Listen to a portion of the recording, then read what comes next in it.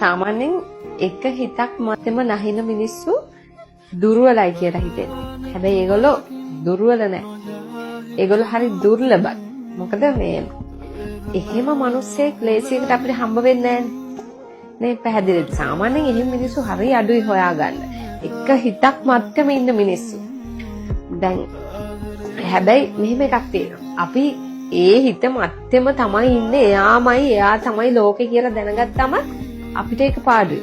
ඇයි අපේ දුර්වලකම දැනගත්තට පස්සේ ඒකෙන් අයිති ප්‍රයෝජන ගන්නවා මේ සම. මොකද එහෙම හිතක් මේ ජෙනරේෂන් එක ඇතුලේ හොයා ගන්නවා කියන එක මාර අමාරු දෙයක්. ඒත් අපි පෙන්වන්න හොඳ නැහැ කවදාවත්. මම යන්නේ නැහැ ඔයා මොනවා කරත් කියන එක පෙන්වන්න ගියොත් එහෙම ඒ නිසාම අපිට ගොඩාක් දුක් විඳින්න වෙනවා. හැබැයි එහෙම දුර්ලභ මිනිස්සෙක්ට ආදරේ හිතෙන්නේ මාර පිනක් තියෙනවා.